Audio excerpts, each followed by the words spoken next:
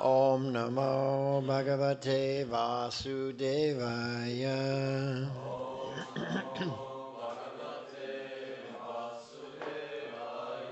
Om Namo Bhagavate Vasudevaya.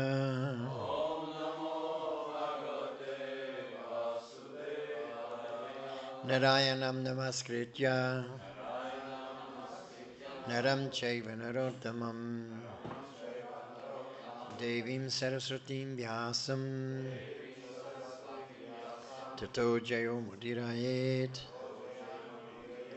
Nashtapraye Svabhadreshu Nityam Bhagavata Sevaya Bhagavat Uttama Shloke Bhaktir Bhavati Naishtiki. Continuing our study of the fourth canto, chapter 6, text number 38. Mēs turpinam studēt Šrimad Bhagavatam 4. dziedājuma 6. nodaļas 38. pantu.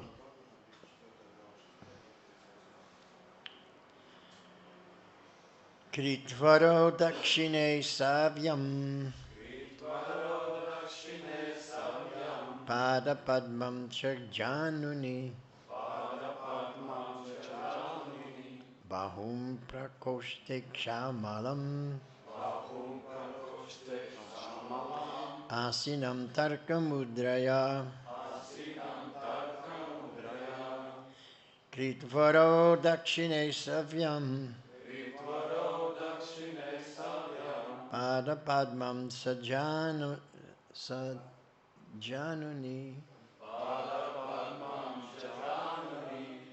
bahum prakoshte kshamalam asinam tarkamudraya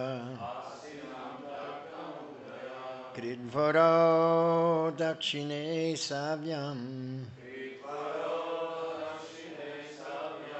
pada padmam sajanuni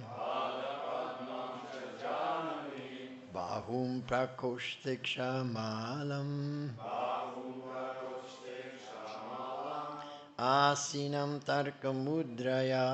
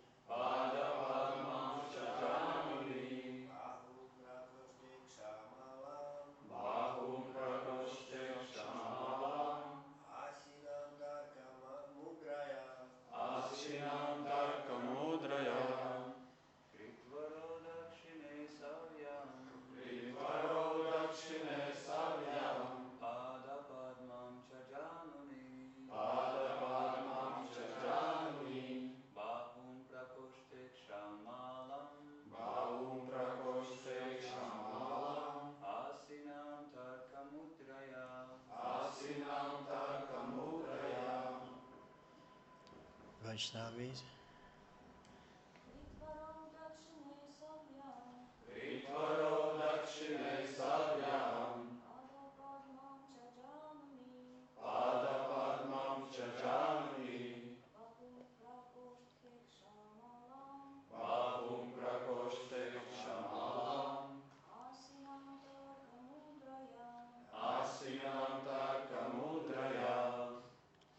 So this verse describes the way Lord Shiva was sitting.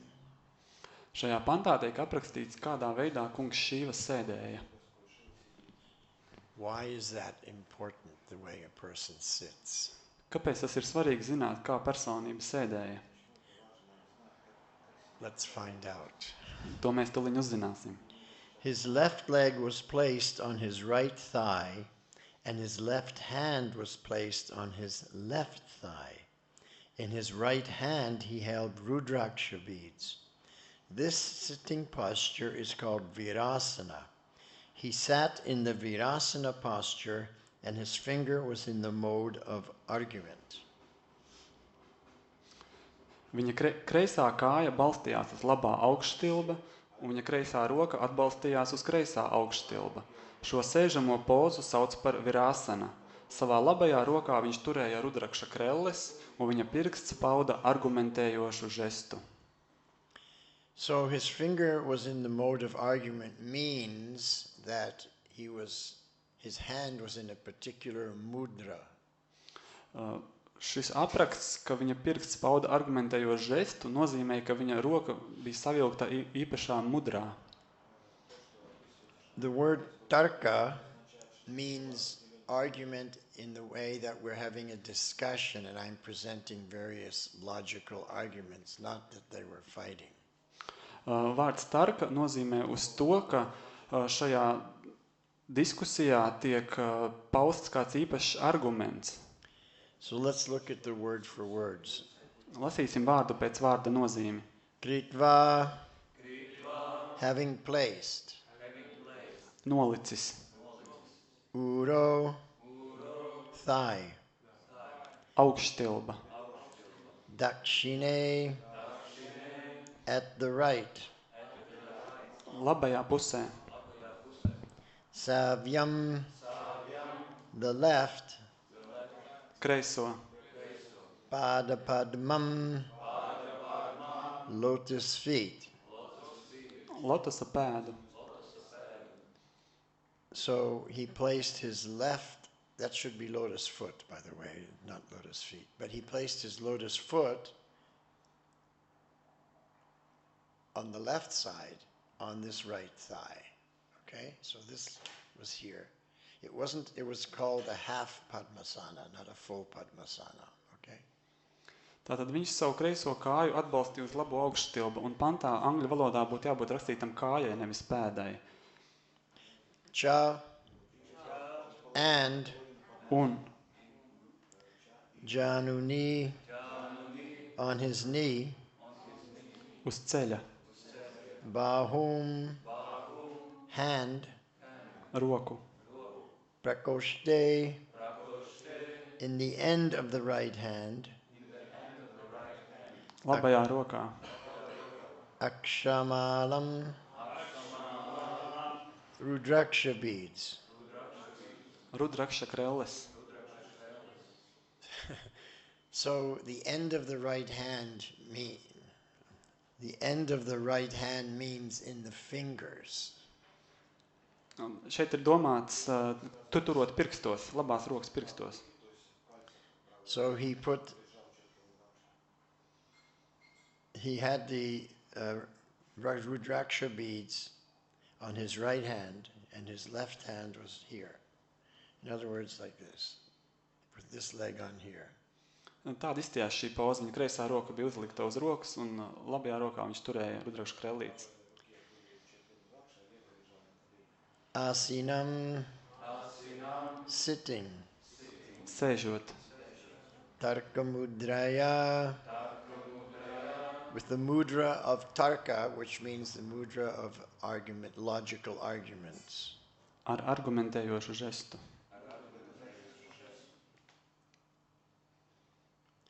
Now, nowhere in the shloka does it say that this sitting posture is called virasana. Nekur pantā nav teikts, ka šo podu sauc par virāsanu. However, Prabhupada, in quoting the previous acharyas, who knew this asana was called virasana, so Prabhupada includes it as additional information in the shloka. Bet Prabhupada, citējot iepriekšējos ačārjus, ir iekļāvis šīs pozas nosaukumu šlokas tekstā. He also adds this additional information that the sitting posture is called virasana in the purport.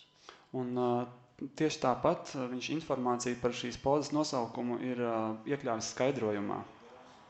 So some scholars are upset that Prabhupada added it in his translation to the sloka when it wasn't originally in the sloka.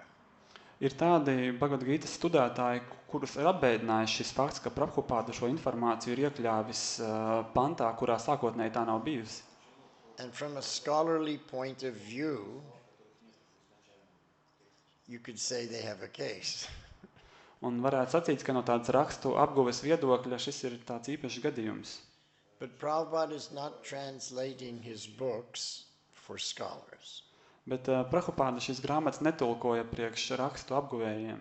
He's translating these shlokas for his followers. Viņš ir tulkojis šos pantus saviem topošajiem, nesošajiem sekotājiem. And he's trying to make the verses as illuminating as possible. Un viņš ir mēģinājis šos pantus pārtulkot tādā veidā, lai tie sniegtu pēc iespējas vairāk skaidrības. So he adds, this sitting posture is called Virasana, which is not mentioned in the shloka, but there's no harm to call it that. Un tā tad viņš ir pievienojis pantam šo informāciju, ka šo sēžamo pozu sauc par virāsanu, bet tas nenodara nekādu kaitējumu šim panta nozīmē. And in the purport, he begins, the sitting posture described herein is called Virasana according to the system of Ashtanga Yoga performances. Un skaidrojumu Prabhupāda iesāka rakstot, ka šeit aprakstītā sēžamā poza saskaņā ar Ashtanga jogas sistēmu tiek saukta par virāsanu. So we don't mind if Prabhupada puts it in the verse and the purport. Un mums nav nekāda iebilduma, ka Prabhupāda šo informāciju ir iekļāvis gan panta tulkojumā, gan skaidrojumā. But if someone does find objection to that, it's not in the shloka, why are you putting it there? Bet ja kāds tomēr par to iebilst, sacīdams, ka šī informācija nav sākotnējā pantā, kāpēc jūs esat tur to ielicis? Then they're only looking to find fault. Tad tie ir cilvēki, kuri tikai meklē trūkumus. It's not a big deal. He didn't change the meaning or anything. Un nekas jau liels nav noticis, panta nozīme nav mainīta.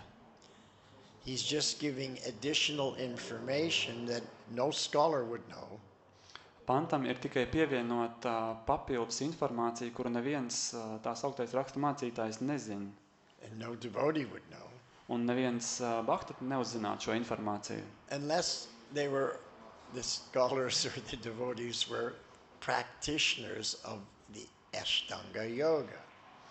Un, Unless scholars or followers were practitioners of Ashtanga Yoga. jā, tātad šo informāciju nezinātu neviens cits kā tikai Ashtanga jogas sistēmas praktizētāji. So Prabhupada is now, for the rest of the purport, going to get into and describe the yoga system. Un tālāk skaidrojumā Prabhupāda aprakstīs jogas sistēmu.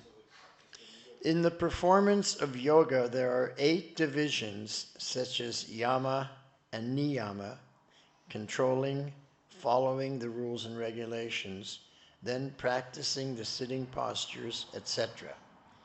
Jogā ir 8 pakāpes, tādas kā jāma un nijāma, kontrole, sekošana noteikumiem, kam seko sēžamo pozu praktizēšana un tā tālāk. Besides virasana, there are other sitting postures such as padmasana and siddhasana.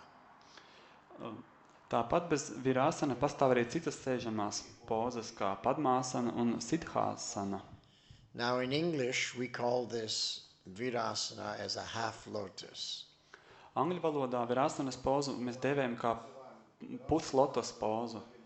And padmasana is a full lotus. Un padmāsana būtu pilnīga lotosa poza. So Prabhupada continues.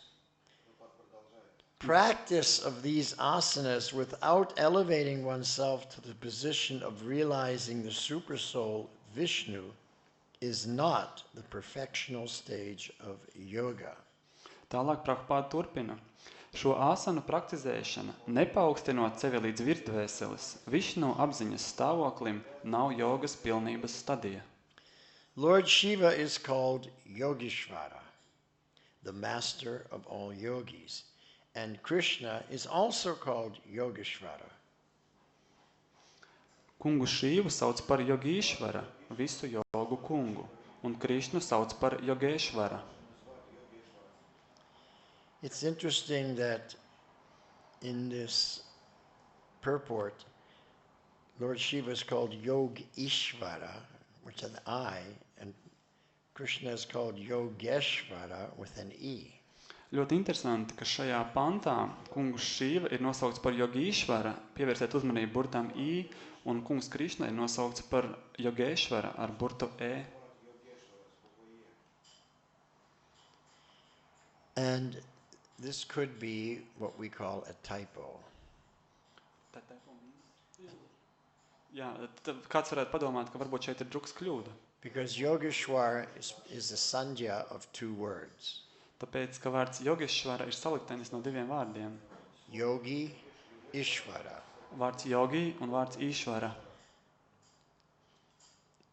Or it could be that Yogi Ishvara and Yoga Ishvara are spelled differently. Kāds varētu padomāt, ka vārds Jogi Īšvara un Joga Īšvara dažādi vienkārši izrunājās. So that Lord Shiva is the master of yogis and Lord Krishna is the master of yoga. All yoga. To varētu saprast tā, ka kungs Šīva ir jogu kungs, bet kungs Krišna ir jogas kungs. Now I'm not saying that I'm an expert Sanskritist. Es nevēlos apgalvot, ka es esmu eksperts sanskrita valodā. So it may be one way, maybe the other way. Tas var būt tā, vai tas var būt arī savādāk. But anyway, I just wanted to note that the word Yogeshwar is two different words in this purport, so that because you're not reading it, you're only hearing it. Bet es vēlējos tikai uzsvērt, ka šie divi vārdi, tā kā jūs to nelasāt, bet tikai uztverat ar dzirdi, ir divi dažādi vārdi. So it could be Yogi Ishvara and the other one is Yoga Ishvara. Tas varētu būt tā, ka viens vārds ir Jogi Īšvara un otrs ir Joga Īšvara. Clear? Vai skaidrs? I just wanted to clarify that. Es tikai vēlējos to paskaidrot. So Lord Shiva is called Yogeshvara and Krishna is called Yogeshvara. Tātad kungu Šīvu sauc par Jogīšvara un kungu Krišnu sauc par Jogēšvara. So Yogi Ishvara indicates that no one can surpass the yoga practice of Lord Shiva. And Yogeshvara indicates that no one can surpass the yogic perfection of Krishna. Jogīšvara nozīmē, ka neviens nevar pārspēt kunga Šīvas jogas praksi, bet Jogēšvara nozīmē, ka neviens nevar pārspēt Krišnu jogas pilnībā. So Prabhupada is saying that no one can surpass the yoga practice of Lord Shiva and no one can surpass the yoga perfection of Krishna. Tātad Prabhupada šeit saka, ka neviens nevar pārspēt kunga Šīvas jogas praksi, tāpat kā neviens nevar pārspēt Krišnu jogas pilnībā. So what that means is that Krishna has attained perfection in his yoga practice. He's at the perfect stage, whereas Shiva is still practicing. It's not saying that Shiva has attained perfection. Un tas nozīmē, ka Krišna jogas praksē ir sasniedzis pilnību, bet kungs Šīva vēl joprojām jogu praktizē. And perhaps the acharyas, the previous acharyas and Srila Prabhupada want to make the distinction that although Lord Shiva is the greatest, Lord Krishna is more than the greatest. Un iespējams, ka iepriekšējie ačāri un Srila Prabhupāda šeit vēlas uzsvērt, ka lai arī Šīva ir visvarenākais, ka kungs Krišna ir vēl varenāks. Another significant word is tarkamudra. Vēl viens nozīmīgs vārds ir tarkamudrā. This indicates that the fingers are opened and the second finger is raised along with the arm to impress the audience with some subject matter. Tātad, kas norāda, ka pirksti ir atvērti un otrs pirksts ir pacelts kopā ar roku, tamdēļ, lai auditorijai uzsvērtu kādu svarīgu jautājumu. And then Prabhupada says this is actually a symbolic representation. Un pēc tam Prabhupāda norāda, ka patiesībā tas ir simbolisks attēlojums. And Prabhupada also used the phrase a symbolic representation in shloka number 36. Un Prabhupāda arī 36. šlokā izmanto šo vārdu salikumu simbolisks attēlojums. In reference to the crescent moon symbol on Shiva's hair. Aprakstot vai attiecībā uz pusmēnesi, kas atrodas kunga Šīvas matos. Chandralekam means the sign of the moon. Chandraleka nozīmē mēnesi zīme. So why is this being mentioned? Kāpēc gan tas tiek pieminēts? Well, the demigods are just explaining what they saw. Pirmām kārtām padievi vienkārši apraksta to, ko viņi ieraudzīja. And Shukadeva Goswami is repeating what they saw. Un attiecīgi Šukadeva Gosvami atkārto to, ko viņi redzēja. And that what they saw is that he's sitting in Virasana and with the Tarka Mudra. Un tas, ko viņš redzēja, ir, ka viņš sēž āsanā rādot tarka mudru. So they recognized this. Un viņi atpazina šo zīmi, It's part of their culture jo tā ir daļa no viņu kultūras. because it's part of meditation. Tā ir daļa no meditācijas procesa. And it's part of how they used to sit. Un tā ir arī daļa no tā, kā viņi sēž. In the beginning, when Prabhupada introduced this Krishna consciousness movement, everybody sat on the floor the way you're sitting now. Pirmajās dienās, kad Šīla Prabhupāda tikai iepazīstināja šo Krišnas apziņas procesu, visi sēdēja uz grīdas tā, kā jūs to darat tagad. It's not that in the 1966 Prabhupada had chairs for everyone to sit on. Nebija tā, ka 1966. gadā Šīla Prabhupāda priekš visiem bija sagādājis krēslus, uz kuriem sēdēt. But everyone sat on the floor. Visi sēdēja uz grīdas. So now, not everyone is comfortable sitting on the floor. Bet ne visiem ir ērti sēdēt uz grīdas. Nor can they sit in these asanas. Nedz arī viņi var sēdēt šādās āsanās, pozās, Because it's not the culture of the West. jo tādas nav pazīstamas rietumu kultūrā. It's the culture of the East. Tā ir austrumu kultūra. And sometimes Prabhupada remarked that you Westerners don't even know how to sit.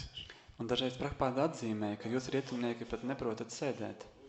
Because sitting in the Vedic culture is an art. Jo vediskajā kultūrā pat sēdēšana tā ir māksla. There's different ways of sitting. Ir dažādi veidi, kā var sēdēt. There's the Virasana, the Padmasana, the Siddhasana. These are different ways of sitting. Piemēram, kā vidāsana, padmāsana, siddhāsana, tie visi ir dažādi sēdēšanas veidi. And they all have different effects. Un tiem visiem ir dažādi efekti.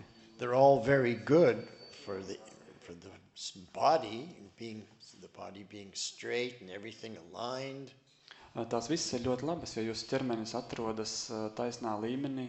They didn't suffer from scoliosis in the fingers. Viņi neviens necieta no dažādām kaulu problēmām. And it's also very good for yogic breathing. Tieši tāpat tās ir ļoti labvēlīgas elpošanai jogas meditācijā. It's also excellent for controlling the mind and the senses. Tās ir ideālas, lai kontrolētu prātu un maņas. By breathing slowly and deeply, the mind becomes more and more calm and peaceful. Elpojot dziļi un mierīgi, prāts kļūst aizvien mierīgāks un mierīgāks. So he was sitting in this mudra like this, with this leg on here. Tātad viņš sēdēja šādā mudras pozā, kreiso kāju uzlicis uz labā augšstilba, And fingers opened, ar atvērtu plaukstu, with one finger extended, ar vienu pirkstu izstieptu, making a point, norādot. along with the arm. Viņa roka arī bija piepacelta. So mudras are also different ways of holding the hands to convey information. Un mudras arī tiek izmantotas dažādos veidos, lai pasniegtu kādu informāciju. In Bharatanatyam and in the other dance forms in India, like Odissi, they use mudras to let you know what's happening in the dance so that you can follow and understand the story. Un Indijā dažādās dejās, kā Bharatnasi un Udsī, tiek izmantotas dažādas rudras, lai jūs varētu saprast, par ko ir stāsts. So this means Lord Krishna. Šis, piemēram, nozīmē kungs Krišna. This means Govardhanadhari, Šis nozīmē Govardhandai, holding Govardhan Hill. turot Govardhana kalnu. So these different mudras, the audience would understand, they could follow the story of the dance.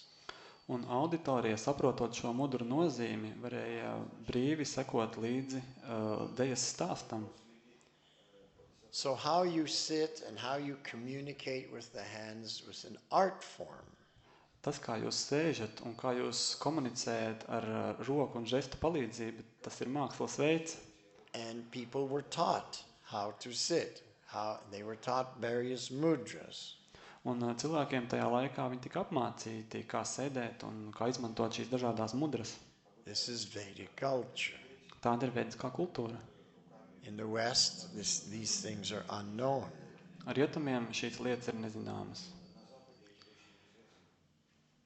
So, for them to say, oh, he was sitting in Virasana instead of he was sitting in Padmasana, it just gives information to people who understand what the difference is. Un informācija, ka kungs Šīva sēdēja Virāsanas pozā, nevis Padmāsanas pozā, tā ir noteikti informācija tiem, kas to saprot. So why is this important? Kādēļ gan tas ir svarīgi? How you sit Kā jūs sēžat? and the position of your hand. Un ko dara jūsu rokas? It's important because it's in the Bhagavatam. Pirmām kārtām tas svarīgi, tāpēc tas ir minēts Bhagavatam. It's important because it's being repeated by not demigods saw it first. Tas ir svarīgi, tāpēc tas tiek atkārtots, padievi to ieraudzīja pirmie. Vyasadeva repeated it Vyasadeva to atkārtoja to Shukadeva. Šukadevam. Sutta Goswami repeated it, hearing it from Sukadeva. Sutta Goswami atkārtoja, dzirdot to no Šukadevas Goswami. And in this way, this knowledge has been handed down for thousands of years. Un tādā veidā šī informācija ir tikusi nodot tālāk tūkstošiem gadu garumā. No one thought to leave it out. Un nevienam nav ienācis pat prātā šo informāciju nenodot tālāk, izlaist. In other words, Shukadeva Goswami didn't think, well, we only have 7 days before this king is going to die, so I'll just leave this out. Citiem vārdiem sakot, Šukadeva Goswami nepadomāja, mums ir tikai 7 dienas pirms šis valdnieks mirs, tāpēc mēs šo daļu izlaidīsim. Because that would be more efficient use of time. Tad tas būtu tāds efektīvs laika izmantošanas veids. Leave out the fluff. Izlaidīsim nebūtisko. Just keep the essence. Paturēsim svarīgo esenci. But that's not the Vedic mentality. Bet tāds nav vediskais domāšanas veids. The parampara system means that you repeat it exactly as you heard it, not adding anything, not subtracting anything, as it is. Parampara sistēma nozīmē, ka jūs visu nododat tādu, kāds tas ir. Jūs neko neatraujat un neko nepieliekat, bet tāds, kāds tas ir. Because once we introduce the idea of adding something or subtracting something, then the power and the credibility of the parampara system becomes diluted. Jo tiklīdz, kā mēs ieviešam šo koncepciju, ka mēs varam kaut ko izlaist vai kaut ko pievienot, tā paramparas spēks un uzticamība tiek mazināta.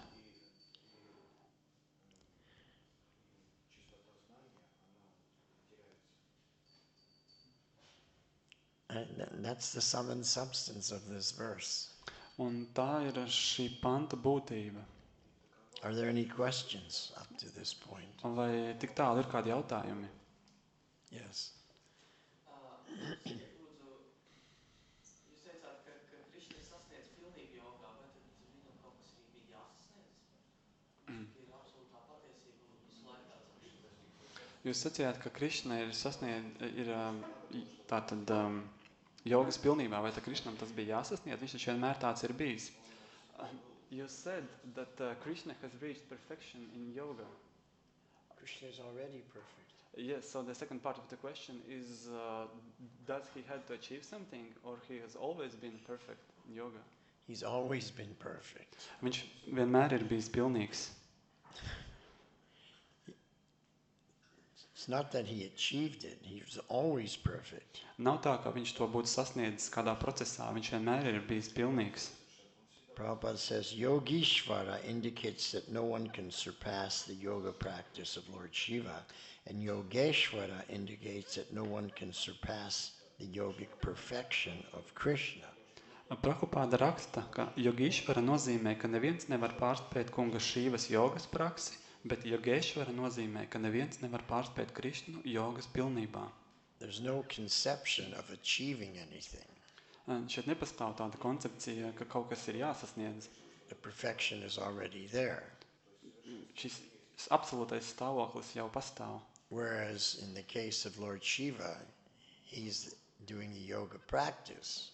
Bet attiecībā uz kunga Šīvas gadījumu viņš praktizē jogu. But in terms of Lord Krishna, Prabhupada says he was the yogic perfection. He was at the stage of perfection. Bet attiecībā uz kungu Krišnu Prabhupada raksta, ka Krišna bija jogas pilnībā. So we understand that Krishna is eternally at perfection. Mēs to saprotam tādā veidā, ka Krišna mūžīgi vienmēr atrodas jogas pilnības stāvoklī.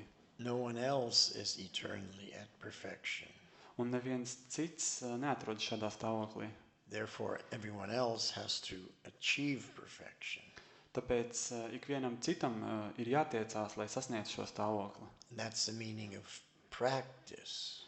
Tieši tāda ir vārda praktizēšana nozīme. In English, we have a saying, practice makes perfect. Angļu valodā ir tāds teiciens, ka praktizēšana padara jūs pilnīgus tajā, ko jūs darat. Krishna doesn't have to practice to become perfect. He's already perfect. Bet Krišnam nav jāpraktizējas, lai kļūtu pilnībām. Viņš jau ir pilnīgs. He always was perfect. He always will be perfect. Viņš vienmēr ir bijis pilnīgs un viņš vienmēr būs pilnīgs. This is called in Sanskrit achintya shakti. Sanskritā to sauc achintya shakti. It's inconceivable to us Mums tas ir neaptverami, because we have never seen anything like this in our own experience. jo mēs neko līdzīgu neesam pieredzējuši ar savu pieredzi.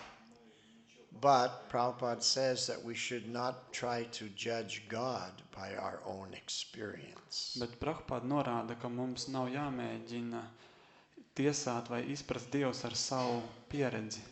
That would be a fatal mistake. Tā būtu tāda fatāla, liktenīga kļūda. And he told a story to illustrate it. Un viņš izstāstīja kādu stāstu, kas ilustratīvi parāda to. There was a group of frogs that lived in a well. Bija tātad vardes, kas dzīvoja akā. And the head of that group was a Dr. Frog, a great PhD amongst the frogs. Un galvenā no šīm vardēm, jeb doktors varde, bija tāda ļoti, mācīta varde. And he knew everything about that well. Un viņa zināja pilnīgi visu par to aku, kurā viņa mita. And one day another frog jumped into the well. Un kādu dienu kāda cita vardē ielēca šajā akā, pievienojās. And Dr. Frog asked him, "Oh, where do you come from?" Un šis doktori vardi jautāja, no kurienes gan tu nāc? "Oh, I come from this big lake outside your well." Es nāku no šī liela ezera, kas ir tepat netālu no jūsu akas. "What do you mean big? Ko gan tu domā ar vārdu liels? Is it bigger than my well?" Vai tas ir lielāks kā mana aka? Oh, yes, much bigger. Jā, daudz lielāka. Well, how much bigger? Nu, cik daudz lielāka? Twice as big, 3 times as big, 4 times as big? 2 reizes, 3 reizes, 4 reizes lielāka. He could only understand in terms of his own well. Un viņš spēja izprast tikai savas akas ietvaros šo lietu. But you can never understand a lake or an ocean in terms of a well. Bet nav iespējams saprast ezera vai okeāna izmērus, mērot to akās. So similarly, we can't understand Krishna in terms of our material experience. Līdzīgā veidā mēs nevaram izprast Krišnu balstoties uz savu materiālo pieredzi. So we accept it on testimony. Tāpēc mēs to pieņemam kā tādu deklarētu informāciju. This testimony comes from the pure devotees. Un tā nāk no tīriem bahtām. Jnaninas tattvadarshinaha. These pure devotees who have seen the truth. Un kā tiek citēts no tiem tīriem bahtām, kuri ir redzējuši patiesību. I have not seen the truth. Es neesmu redzējis patiesību. But since they have, I accept their testimony. Bet tā kā viņi ir, es pieņemu šo viņa redzējumu. And this is how every court of law works. Un tieši tā strādā ik viena tiesa, ik viens likums. A witness comes and he says, I saw him do this. Piemēram, tiesā runā liecinieks, sakot, ka es redzēju, ka viņš darīja tā. And it's accepted as bona fide, even though the judge has not seen him do that. Un tas tiek pieņemts par patiesīgu liecību, lai arī pats tiesnesis nav redzējis šo faktu. But based on the testimony of the witness, the judge accepts what he says as true. Bet balstoties uz liecinieka liecību, tiesnesis pieņem to kā patiesu. So that's our position. Tādā mēs atrodamies stāvoklī. And in Sanskrit, this is called shraddha. Sanskritā to devē ar vārdu shraddha. Faith based on understanding. Ticība, kas balstās izpratnē. Which is different from andhabishwas, which means blind faith. Kas ir atšķirīga no andhabishvās, kas nozīmē akla ticība. Faith based not on understanding, but on belief. Ticība, kas nebalstās izpratnē, bet gan tam, ka jūs ticat. So we accept that Krishna is already perfect because the testimony of Jnaninas Tattvadarshis, they have seen the truth. Un mēs pieņemam, ka Krišna jau bija pilnīgs, tāpēc, ka tā nāk kā liecība no šīm personībām, kuras ir redzējušas patiesību.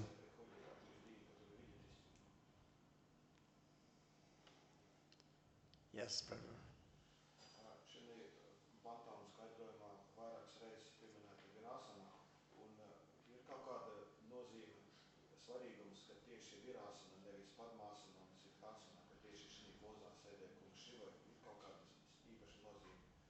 Šajā pantā vairākas reizes ir pieminēta poza virāsana, vai tam ir kāda īpaša nozīme?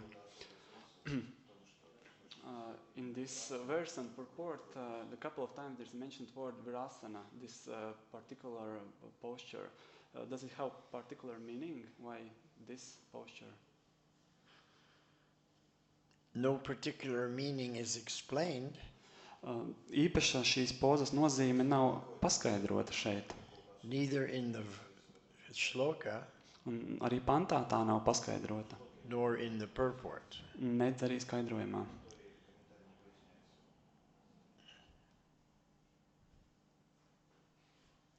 Maybe, perhaps in the Ashtanga Yoga system there is some meaning to that over another asana.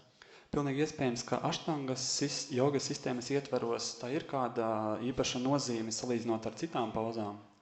But since this is discussion, or the Bhagavatam is discussing Bhakti Yoga and not Ashtanga Yoga, so that's not a consideration. Bet tā kā Šrimad Bhagavatam apraksta Bhakti jogas sistēma, nevis Ashtanga jogas sistēma, tad tam netiek šeit pielikta īpaša nozīme. The whole idea behind sitting is to sit comfortably so that you don't keep switching and fidgeting and be restless. Jo galvenā ideja sēdēšanas procesā ir, lai jums ir ērti un lai jūs neesat nemierīgs un tāds, kas dīdās. So you find an asana that's comfortable for you, and every person's body is different. Jūs atrodat šādu āstanu, ja pozu, kur ir ērta jums, jo katrs cilvēks ir atšķirīgs, So you can sit there comfortably lai jūs varat ērti iekārtoties and meditate. un meditēt. Either silent meditation, Vai no klusībā, which the Ashtanga yogis do, ko piemēram dara aštanga jogas, or japa meditation, which what the bhakti yogis do. vai veikt džapa meditāciju, ko veids bhakta jogas. Hare Krishna, Hare Krishna, Krishna Krishna, Hare Hare, Hare Hare, Hare Hare. So we use beads. Mēs izmantojam krellis, So we don't have a mudra. mums nav mudru, But if you chant on your fingers, bet ja jūs skaitat uz saviem pirkstiem, you again wouldn't have a mudra. jūs tā kā parādat, jūs izveidojat šo mudru.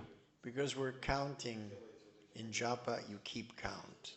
Tāpēc, ka skaitot džapu, jūs turpinat skaitīt, cik atkārtojam reizes. And the theory behind keeping count is so that you can be regulated and do the same number every day. Un šī skaitīšana ir nepieciešama tāpēc, lai jūs varat sevi regulēt un lai jūs varat katru dienu atkārtot šo praksi. Now the other hand can be in a mudra. Otra roka var tātad rādīt kādu mudras šo žestu, If you're a bhakti yogi. ja jūs esat bhakti jogs. But for Ashtanga yogis, both hands are in a mudra. Bet aštanga jogas sistēmā abas rokas ir sakļautas mudrā. Now there's a temple in Hong Kong called the Temple of the 10,000 Buddhas. Hongkongā ir kāds templis, kas tiek dēvēts par 10,000 budām. And I've been to that temple. Esmu to apmeklējis. And they have deities, well, let's say forms, statues of Lord Buddha about this high. Un šajā templī atrodas Budas dievības aptuveni tādā izmērā, 10,000 of them, un kopskaitā 10,000. all along the walls at different levels, all around the entire temple. Visas izkārtotas gar tempļa sienām dažādos augstumos. And every form of Lord Buddha sitting in an asana with different mudras. Un katra šī Buda ir attēlots katrā šajā statujā, radot dažādas mudras. 10,000 different mudras. 10,000 dažādu mudru. And each one has a particular meaning. Un katrai ir kāda konkrēta nozīme. So we get the idea that at the time of Lord Buddha, Mēs varam saprast, ka kunga Budas laikā this culture was very profound. šī kultūra bija ļoti izsmalcināta. Now, I've spent time in the island of Penang, Es esmu kādu laiku pavadījis Penang salā, where Chinese Buddhists were driven out of China during the Maoist revolution. kur Mao atbalstītāju revolūcijas laikā budisti tika deportēti no šīs vietas. And they brought their Buddhist culture with them to Penang. Un viņi atveda tātad šo budisma kultūru kopā ar sevi. And we can see by that Buddhist culture what it was that Buddha was teaching so many thousands of years ago. Un tātad, redzot šo atvesto kultūru, mēs varam redzēt, ko kungs Buda ir praktizējis 1000 gadu atpakaļ. So all of their cooking, all of their vegetarian preparations are without onion and garlic, just like us. Un, piemēram, visa viņu ēst gatavošanas māksla ir bez sīpoliem un ķiplokiem, tieši tāpat kā mums. So this is one of the things that Buddha taught when he went preaching around Asia. Tātad tā bija viena no lietām, kuru kungs Buda mācīja sludinot Āzijā. Also we see four-headed Buddhas, Tāpat mēs varam redzēt Budu ar 4 galvām. just like Lord Brahma. Tāpat kā, piemēram, kungam Brahmam. We see reclining Buddhas, just like Ranganath. Reclining means... Reclining, lying down. Jā, mēs varam redzēt tādu kunga Budas formu, kur viņš ir tā izgūlies, tāpat kā Ranganātha. So we can see how Lord Buddha actually brought the Vedic culture as we understand it from Prabhupada thousands of years ago and spread it through China, Japan, and the rest of Asia. Un mēs varam redzēt, ka kungs Buda patiesībā ir izplatījis tādu veidisko kultūru, kā mēs to saprotam, kā mums to ir parādījis Šrila Prabhupāda. So when I experienced this, I had the realization that Prabhupada is giving us the same teaching as Buddha was giving 2,000 years ago in terms of the culture. Un kad es to pats personīgi pieredzēju, man atnāca realizācija, ka Prabhupāda mums māca to pašu, ko kungs Buda ir mācījis savā sludināšanā 2000 gadu atpakaļ. But we're getting something from Prabhupada that Buddha was not giving. Bet no Prabhupādas mēs vēl saņemam kaut ko papildus, ko Buda nedeva. And that was the teachings of Sri Chaitanya Mahaprabhu. Un tās ir kunga Čaitaņas Mahaprabhu mācības. Which is logical because Mahaprabhu came after Buddha. Un tas, protams, ir loģiski, jo kungs Mahaprabhu ieradās pēc Budas. So we're in a very fortunate position. Mēs atrodamies ļoti veiksmīgā stāvoklī. We're getting so much knowledge Mēs iegūstam tik daudz zināšanu, to help us transcend the material energy and go back home, back to Godhead.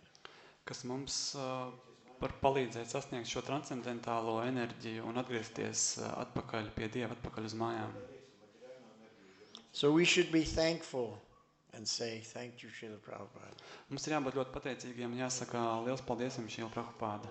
And show our gratitude to Srila Prabhupada by actually implementing his teachings in our moment to moment to moment to moment life. Un mums patiesībā būtu jāizrāda dziļa pateicība Šrilam Prabhupādam tādā veidā, ka mēs praktiski pielietojam šīs sniegtās zināšanas katrā savā dzīves brīdī. Prabhupada gave this example of some devotees. Prabhupāda deva šo piemēru par dažiem bahtām. In the morning we do the morning program, No rīta mēs veicam rīta programmu, and we're lighting the fire of devotion in our heart. un tādā veidā mēs iededzinām kalpošanas Dievam uguni savā sirdī. But in the afternoon we're doing some material activities, Un pa dienas vidu mēs darām kādas materiālas darbības, which is like pouring water on the fire. kas ir līdzvērtīgs tam, kā mēs lejot ūdeni dzēšam šo uguni. Every morning build a fire, every afternoon and evening put it out. Katru rītu mēs iekuram uguni, un pa dienas vidu un vakarā mēs to dzēsējam. Build the fire, put it out every day. Un tā katru dienu mēs iekurinam uguni, un pēc tam to dzēsējam. Can you make advancement doing this? Vai tādā veidā ir iespējams progresēt? Therefore he said, he quoted the Shastra that our devotional service has to be a hoituki apratiyata. It has to be unmotivated and uninterrupted. Un tāpēc Šrila Prabhupāda citējot šāstras atbild, ka mūsu garīgajai kalpošanai ir jābūt nemotivētai. Leaving no gap, no hole for Maya to come in. Neatstājot nevienu spraugu Majai, kur iespraukties. And this we call the no gap philosophy. Un tas atvēr tādu jaunu terminu kā bezspraugu filozofija. So Prabhupada was teaching us that our devotional service has to be solid. Prabhupāda, citiem vārdiem sakot, Prabhupāda mums mācīja, ka mūsu praksē ir jābūt tādai stabilai, No holes bez caurumiem, for Maya to come in. pa kuriem Maija varētu iespraukties. So we're building the fire every day, Un tā mēs katru dienu iekurinam šo uguni. the fire of devotion. Kalpošanas Dievam uguni. That's how Prabhupada described it. Tā Prabhupāda to aprakstīja. Any other questions? Kāds jautājums? Yes. The question is regarding the credibility of the scriptures. Credibility, aha. Credibility, because people often talk to the young people and they believe theory, Big Bang, and so it becomes very popular nowadays. Then they should read my book. I've written a book called Cosmology on Trial, where I slice and dice Stephen Hawking and reduce him to an idiot, showing where he's contradicting himself again and again and again. Good. So that would be good to know which book and where Yeah, it's available. I'll show you where you can get it. Jautājums ir par uzticamību rakstiem, jo, piemēram, mūsdienās ļoti populāri Stephen Hawkins lielā sprādziena teorija, kur mēs varam redzēt, ka viņš apraksta bez jebkādām liecībām, jaunieši to uztver. Lektors atbild, ka tad vajadzētu izlasīt manu grāmatu, kur es pilnībā satriecu tātad šo Stevens Hawkins izstrādāto teoriju, norādot uz daudzām pretrunām. So the book is available on Amazon.com. Šo grāmatu ir pieejama Amazon.com. You just search for Cosmology on Trial. Meklējiet tikai tās nosaukumu kosmoloģijas, Cosmology and Trials. Jā, nosaukums ir Cosmology and Trial. The printed book costs $16. Tātad papīra versija šai grāmatai maksā $16. But the digital version I have on sale for $1. Bet digitālā e-grāmata maksā $1.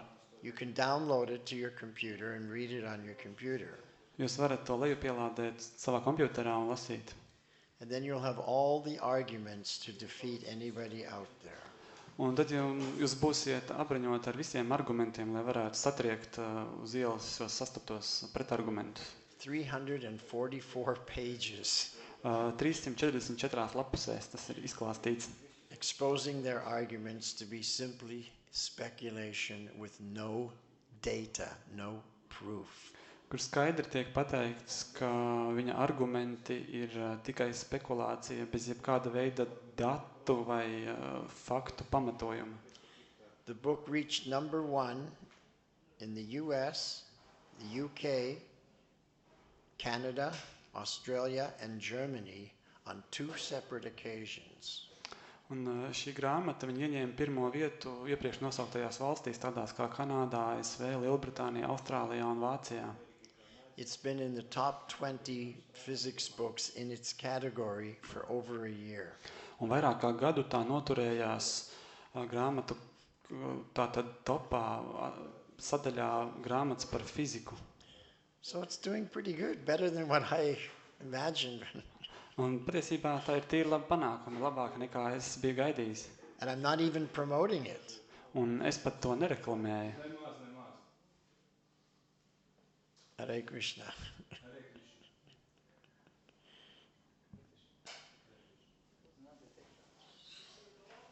Any other questions? Kādi vēl jautājumi?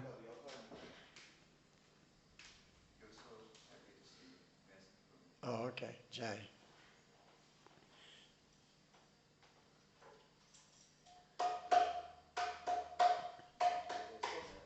Izrādiet cieņu. Jūs esat atnākuši ciemos. Izrādiet cieņu. Mums ir klasa, un klases laikā mēs cenšamies klausīties, jā, jo tāda ir kultūra. Un, ja jūs dotajā brīdī jūtiet iekšā, ka jūs nevariet sekot tai kultūrai, tad mēs sirsnīgi lūgtu jūs iziet klausīties. It's not a big deal. So it's not a big deal. The person comes to our temple, he's a guest, and you treat the guest as good as God. That is our culture. Nekas liels nav noticis. Mūsu kultūra ir tāda, ka viņš ir mūsu viesis, un mēs pret viesiem izturamies kā pret, ar cieņu, kā pret kā Dievu pārstāvi. What is the benefit if he leaves? Kāds gan ir iegūms no tā, ja viņš vienkārši aiziet? Wouldn't it have been better if he stayed and chanted Hare Krishna? Vai nebūtu bijis labāk, ja viņš paliktu un daudzinātu Hare Krishna? Would we be disturbed by that? Vai tas mūs kādā veidā satrauktu? I wouldn't be. Mani tas nesatrauktu.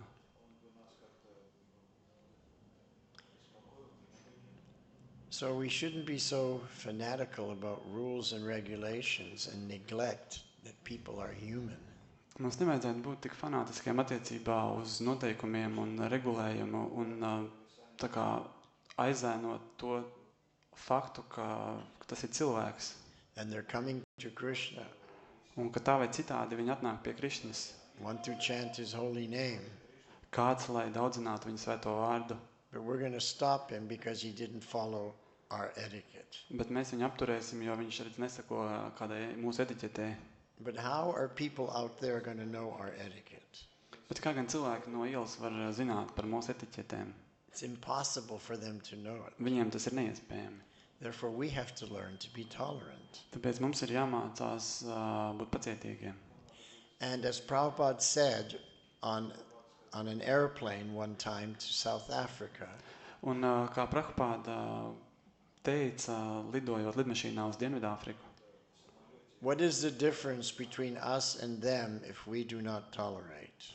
kāda gan ir atšķirības starp mums un viņiem, ja mēs nevaram paciest? So what happened was Prabhupada was invited to South Africa and he was flying from Nairobi to Johannesburg. Un Prabhupāda bija ielūgts Dienvidāfrikā un viņš devās pārlidojumā no Nairobi. My godbrother Pushta Krishna had flown from Johannesburg to meet Prabhupada and he was flying back with him. Un mans garīgais brālis, viņš tātad devās uz Johannesburgu, lai satiktu. So on that plane there was the South African football team who had just played a match in Nairobi and had won. Un šajā lidmašīnā lidoja arī Dienvidāfrikas futbola komanda, kas tikko Nairobi bija izcīnījusi uzvaru un tagad atgriezās mājās. So these football players were in the same cabin as Srila Prabhupada on the flight. Un šī futbola komanda atradās tātad vienā lidmašīnā, sēdēja blakus Šīlam Prabhupādam.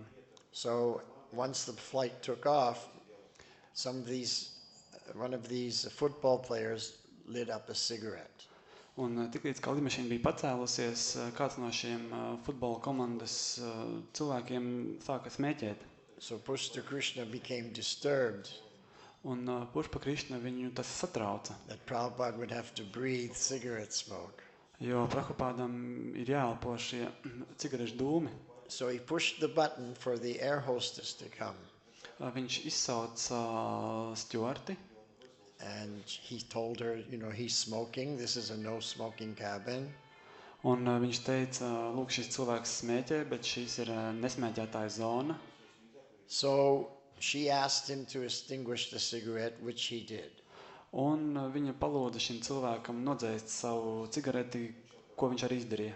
Subsequently, they came down the aisle with the drinks. Un tātad pēc tam sekoja tātad tas, kā tika izvadāti dzērieni. And these football players were ordering beer and wine, and after some time, they were getting a little tipsy. Un tātad šie futbola spēlētāji, viņi dzēra alu un vīnu, un pēc kāda laika viņi ierēba. So again, the same football player lit up another cigarette. Un šī pati persona pēc tam atkal aizsmēķēja cigareti. So Pushta Krishna was really angry. Un Pušpa Krishna bija ļoti dusmīgs par to. And he decided he was going to get up and teach that man a lesson. Un viņš izlēma, ka viņš piecelsies un sniegs tam cilvēkam mācību stundu. So he got up, Viņš piecēlās, and Prabhupada said, "Oh, where you are going?" un Prabhupāda teica, kur tu esi? Well, he's smoking, Srila Prabhupada. Šie Prabhupāda viņš smēķē. Prabhupada said, "Sit down." Un Prabhupāda teica, sēdies.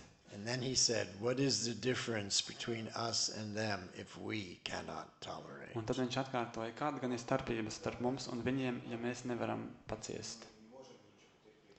What is the difference between us and them Kāda gan ir starpības starp mums un viņiem, if we cannot tolerate? ja mēs nevaram paciest? What is the difference between us and them if we're thinking we're better? Kāda ir starpības starp mums un viņiem, ja mēs domājam, ka mēs esam pārāki, labāki? What is the difference between us and them if we think we know more? Kāda gan ir atšķirības starp mums un viņiem, ja mēs domājam, ka mēs zinām vairāk? Every conditioned soul thinks like this. Ik katra saistītā dvēsele tā uzskata. So what dzīvā is it? būtne. So what is the difference between us and them if we behave the same way but only wearing different dress? Tad kāda gan ir atšķirība starp mums un viņiem, ja mēs tā domājam, bet tikai nesājam cita veida drēbes? Hare Krishna. Any more questions? Okay. So, how should we behave if a person obviously distracts everyone? Tad kā gan mums būtu jāizturās šajā situācijā, ja cilvēks ļoti traucē visiem? Well, how should you behave when someone enters a temple? Sāksim ar to, kā jums ir jāizturās, ja kāds ienāk templī. You can either welcome him, welcome to our temple, thank you very much for coming. Jūs You've been varat, here before, is this your first time? jūs varat viņu apjautāties, atsot sveicināti, laipni lūgt mūsu templī, vai šī ir jūsu pirmā reize? Or we can say you're disturbing the class. Vai mēs varam viņam pateikt, jūs traucējat lekciju? And then he gets offended and leaves. Tad viņš jūtas aizvainots un vienkārši pamet šo vietu. So what are you asking me? What is the right thing to do? Tātad, ko jūs man jautājat?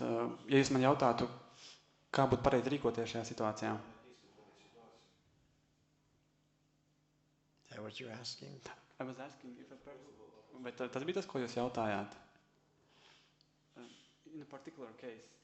In this particular Šajā case, konkrētajā gadījumā. were you disturbed in this particular case? Vai jūs personīgi satrauc šīs konkrētais gadījums? Were you? You're asking the question. I was disturbed. Yeah. Es biju, jā, mani tas traucēja. But I wasn't. Mani nē. I was disturbed when he left. Mani satrauc fakts, ka viņš aizgāja. When he came in, I said Hare Krishna. Kad viņš ienāca, es viņam teicu Hare Krishna. I was the only one that said Hare Krishna. Es biju vienīgais, kas viņu šādā veidā sveicināja. Think about this incident. Padomājiet, aizdomājieties par šo gadījumu. Because the question is, what's more important? Jo jautājums ir, kas ir svarīgāks? Welcoming a guest Sveikt, uzņemt viesi, or, my inconvenience that I was upset? vai kādas manas neērtības, ka kaut kas mani satrauca? If we study the Bhagavatam, it clearly says that we treat any guest as good as God. Ja mēs studējam Bhagavatam, tur ir skaidri pateikts, ka mēs jebkuru viesi uzņemam, uztveram tikpat labu kā Dievs. That's Vedic culture. Tāda ir vediskā kultūra. Why should we just follow this Vedic culture but not that Vedic culture? Un kāpēc tad mums gan ir jāsako vienai veidu kultūras daļai un otru mēs citai nesakojam? Why am I picking this I'll follow, this I won't follow? Kāpēc mēs tā izlases veidā izvēlamies šim es sekošu, šim ne? Or is it out of ignorance? Varbūt tas ir dēļ neziņas. Maybe I don't know that we welcome guests. Varbūt es nezināju, ka mums ir tā laipni jāuzņem viesi. Maybe in Latvian countries you don't welcome a guest. I don't know. Varbūt Latvijas kultūrā jums nav tādu ieražu, es nezinu. I don't know what is your culture when a guest comes to your home. Es nezinu, kāda ir jūsu kultūra uzņemot viesi savās mājās. Because this is my first time here. Es šeit esmu pirmo reizi. But I do know what Vedic culture is. Bet es zinu, kāda ir vediskā kultūra. And you welcome the guest and make him feel the most important. Jūs uzņemat viesi un jūs liekat viņam justies, ka viņš ir īpašs. That's culture. Tāda ir kultūra. And you can't expect someone new to behave the way you do who've been here for years. Un jūs nevarat sagaidīt tie, ka šeit esat jau gadiem, ka citi uzvedīsies tā kā jūs. It's not logical. Tas ir neloģiski. Completely not logical. Tas ir absolūti neloģiski. You had a question?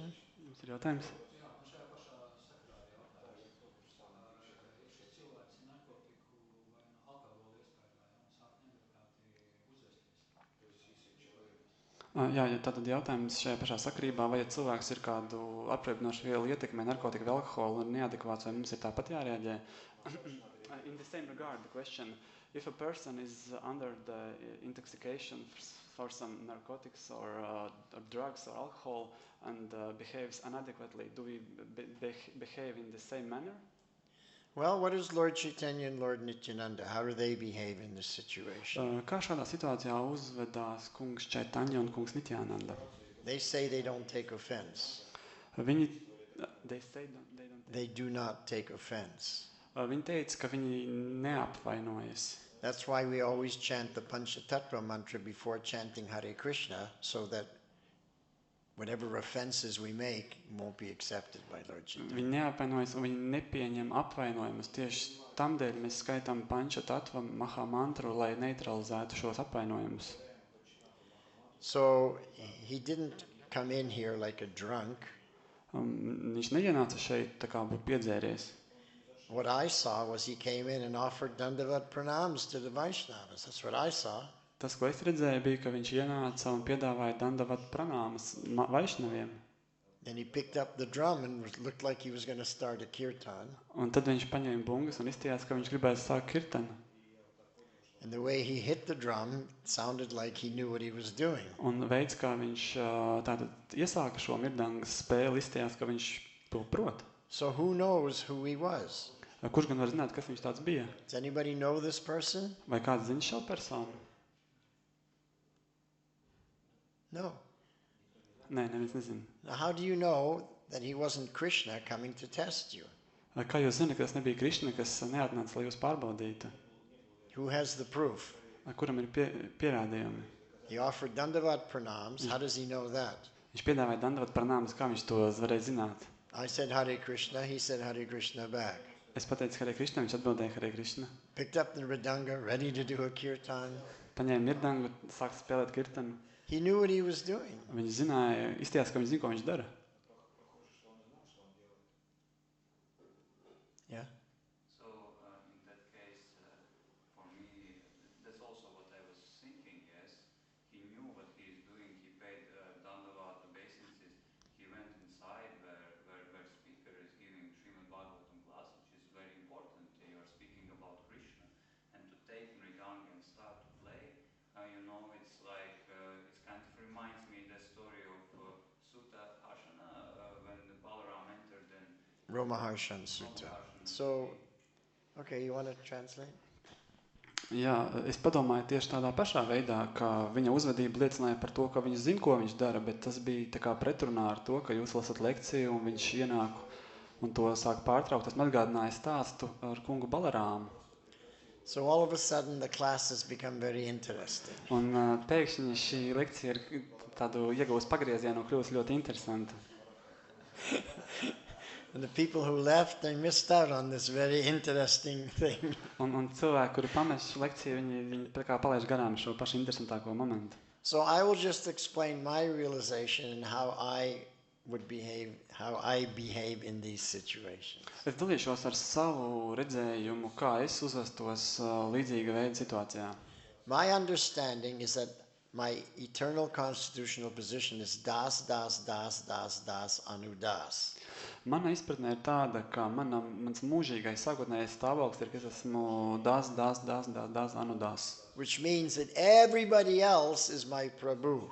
Kas nozīmē, ka ik viens cits ir mans prabhu kungs. I see everybody else as prabhu, even this man.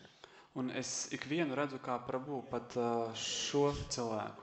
So how can I be offended Un kā gan tas varēja man aizskart, tad viņa uzvedība? if I see him as prabhu? Ja es viņu redzu kā prabhu, kungu. If I'm das, then I can't be offended if I see him as prabhu. Ja es esmu das, tad kalps, es nevaru aizvainoties no viņa uzvedības. So that's how I behave in these situations. Tā es uzvestos šādā situācijā. Now, a different situation. Cits piemērs. We were in Rishikesh, my wife and I, several years ago. Mēs kopā ar sievu apmeklējām Rišikešu pāris gadu atpakaļ. And I was negotiating with the rickshaw to take us to where we were going.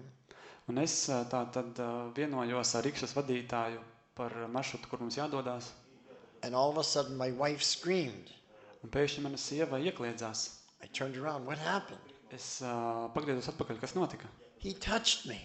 Viņš man pieskārās. Some guy had touched her. Kāds vīrietis viņai bija pieskāries. I became like a lion. Es kļuvu kā lauva.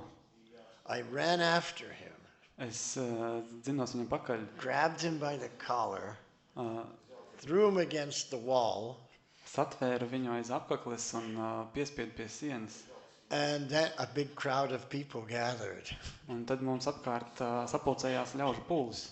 So I said, "Where's the police station?" Es prasīju, kur ir policijas iecirknis. And they said, 1 block away. Viņi teica, 1 kvartālu uz to pusi. So I dragged him to the police station Es viņu aizvilku uz policijas iecirkni and told them, this man has insulted my wife. un pateicu viņiem, ka šis vīrietis ir apvainojis manu sievu.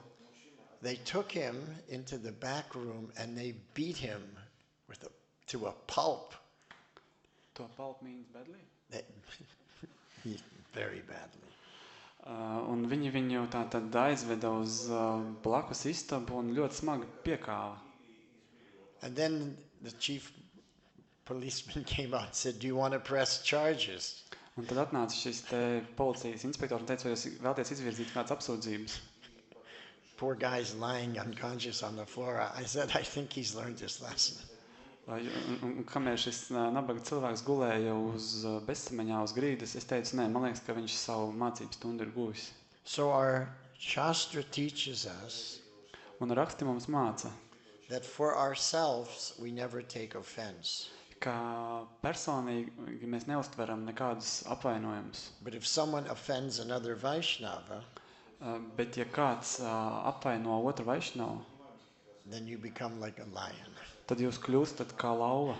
So I became like a lion in that instance. Un šajā konkrētajā gadījumā es kļuvu kā šāds lauva. So there's different situations. Varbūt dažādas situācijas. Yes. Krishna, sometimes there are people attending the temple who have mental disorders, and there's a particular case that I was also involved in just some association or some. There's, for example, a person who looked like a devotee and he was coming to the temple, and at first it was alright, but then it got worse and worse, and it appeared that he been in those places of asylum, right? And some time ago it appeared that he lives not far from where I live, from the place. And last summer I was at the market, and when he saw me at the market, possibly he immediately understood that he could see me here at the temple. And that was a scene that he presented there. He started screaming and mixing the words from some Pramadhikapani and some other words with those swear words. And it was really, really horrible to hear that. And he started harassing me. And every time when he sees me at the market, he starts shouting and so saying, "Oh, Hare Krishna," and so it's really, So horrible. Prabhupada instructed us. He said, "No lazies and no crazies in our temples." And we allow lazies and crazies. And that's what happens when you don't follow the instructions of the spiritual master. Jautājums ir sekojošs par to, ja cilvēkam ir kāds garīgi traucējumi. Piemēram, ir stāsts, ka uz mūsu templi nāca cilvēks, apmeklēja to, bet ar laiku viņam kļuva sliktāk un sliktāk. Un rezumējot stāstīto, šobrīd viņu satiekot, viņš citē dažādas vārdus un lamājās, un viņš visādā veidā mani izaicina un kaitina, un tas ir briesmīgi, un kā rīkoties. Prabhupāda ir teicis, ka ne slinkiem un trakajiem, un lūk, kas notiek, ja mēs nesekojam garīgā skolotāja norādījumiem.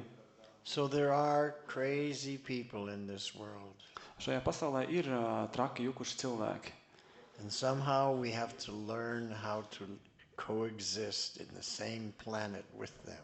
Un tā vai citādi mums ir jāiemācās līdzpastāvēt uz šīs planētas ar viņiem. We're lucky that we don't live now at the time of Hitler Un mēs esam laimīgi, ka mēs nedzīvojam, piemēram, Hitlera laikos or Mao Zedong. vai Mao Dzeduna or laikos, Stalin. vai Staļina laikos. It's not so bad now as it has been in the past. Šobrīd nav tik slikti, kā ir bijis salīdzinot ar pagātni. But devotees always have to protect themselves. Bet, protams, ka bhaktām sevi ir jāprot aizstāvēt un jāaizstāv sevi. So when Jagai and Madhai attacked Nityananda, Kad Džagai un Madai uzbruka Nityanandam, he didn't object for himself. viņam nebija nekāda iebilduma attiecībā uz sevi, vai tas, ka tas tiek vērts pret viņu. But Lord Chaitanya behaved like a lion. Bet kungs Čaitanya, viņa reakcija bija kā lauvam. Now, because you're a woman, it's a different situation. Women always should be protected. Un tāpēc, ka jūs esat sieviete, tas ir cits stāsts. Sievietei vienmēr ir jābūt aizsargātai. Because the men in Kali Yuga have become so degraded that they would even attack a woman. Jo Kalijugā vīrieši ir tik tālu degradējuši, ka viņi uzbrūk pat sievietēm. And this was unheard of in Vedic culture.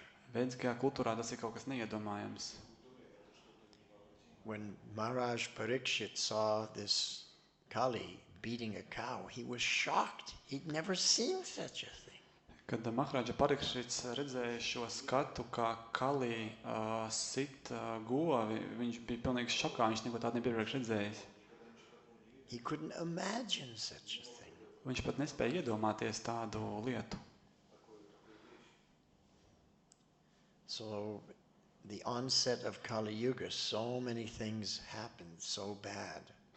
Un parādoties Kalijugai, notiek tik daudz dažādas sliktas lietas parādās. And we were around then. Un We were there un mēs tajā laikā arī bijām klātesoši. in some form of body, Kādā no ķermeņa formām. and we've been reincarnating every birth after birth, life after life. Un tā mēs esam reinkarnējušies dzīvi pēc dzīves. When are we finally going to get serious and go back to Godhead? Un kad gan mēs kļūsim nopietni un atgriezīsimies atpakaļ pie Dieva? Because if we don't do it in this life, then we'll have another life. Jo ja mēs to nepaveiksim šajā dzīvē, mums būs jauna dzīve. And things are not getting better in the world, they're getting worse. Un pasaulē jau labāk nekas nekļūst, viss iet tikai slikto. It's a great risk. Un tas ir liels risks. If we don't go back to Godhead, we're taking a huge risk of coming back again. Ja mēs neatgriezīsimies atpakaļ pie Dieva, mēs uzņemamies lielu, milzīgu risku atgriezties atpakaļ. So we better get serious. Tāpēc labāk kļūt nopietnam. Hare Krishna. Srila Prabhupada ki jai.